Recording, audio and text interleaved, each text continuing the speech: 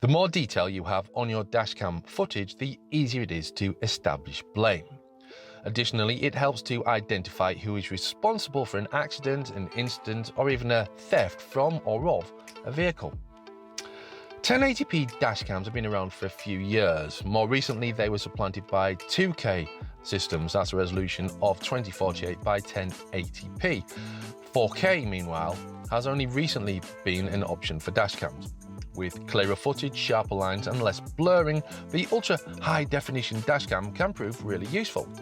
Beyond the obvious advantage for insurance claims and law enforcement, it's also good for capturing amazing or stupid behaviour and uploading the footage to YouTube.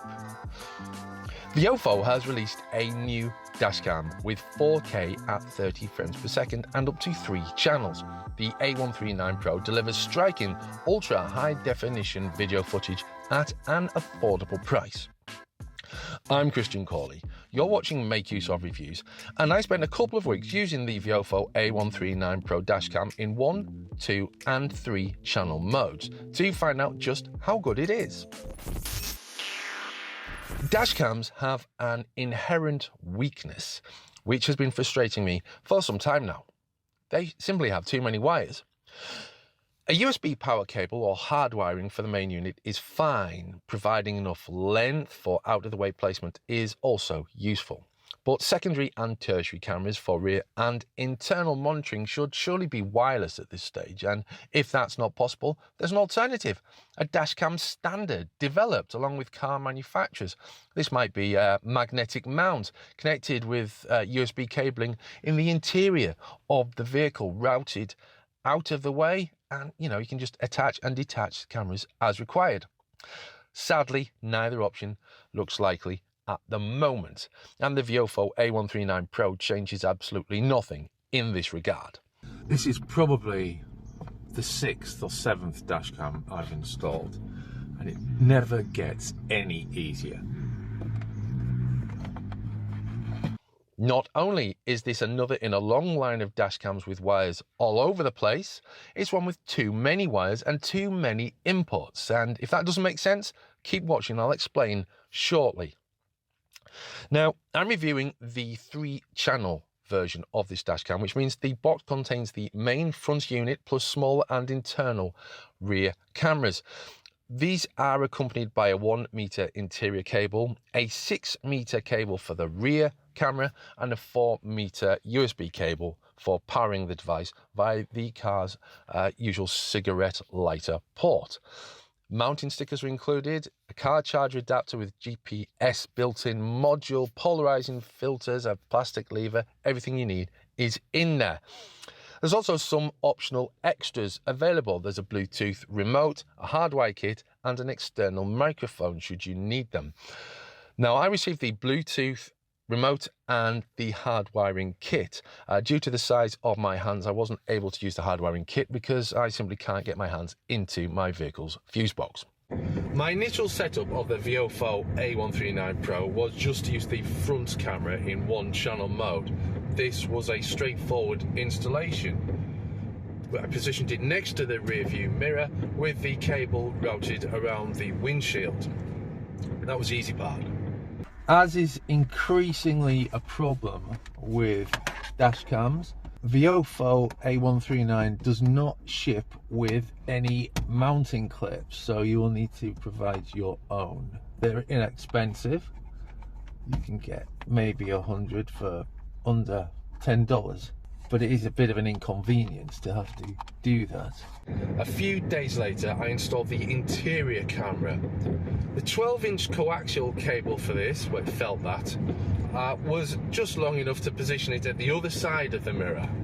And I wound the remainder into a loop, and things were frankly starting to look a bit untidy. Now, after a week, I installed the rear-facing camera. The coaxial cable was more than long enough to route through the car, and it was hidden behind various panels, and the slack gathered with a cable tie in position behind the passenger side door pillar. It sounds good so far, but there's a bit of a problem. The addition of the 3rd wire revealed what an ugly unit the A139 Pro is. with 3 cables, 2 coaxials and the USB power cable connected to the dash cam, it looked less like a dash cam and more, well, like a railroad terminal. Now, I've previously used a 3 camera dash cam setup before. This had a wire adapter that connected the rear camera to the power cable out of sight behind the paneling. It reduced the number of ports on the dash cam and reduced the entire amount of cabling, really. I don't understand why this concept has not been used by Viofo, but I'm disappointed by how the A139 Pro looks. Now, once you get over the fact that this is an unsightly mess glued to your windshield, the Viofo A139 3-channel dashcam is reasonably pleasant to use. The lack of a display is certainly an advantage. I've been undecided on the usefulness of LCDs on dashcams for some time now, but having used a couple in quick succession that do away with the display, I think they have the edge.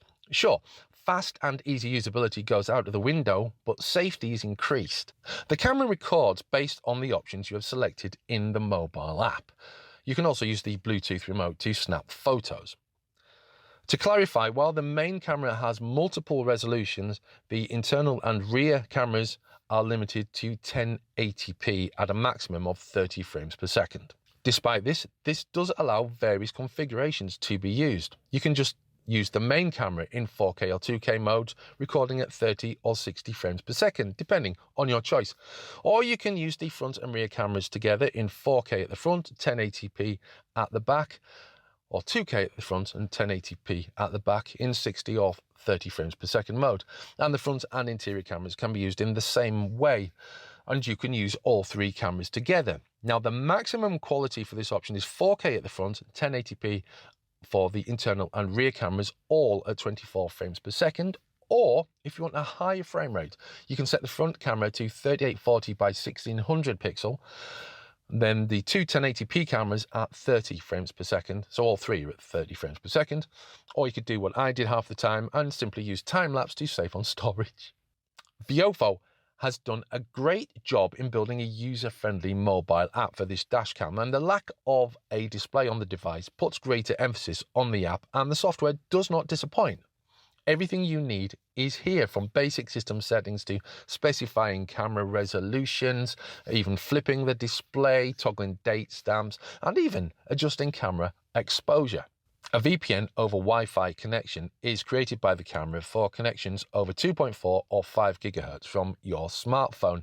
This ensures a reliable download when it comes to copying data from the camera to your phone for sharing.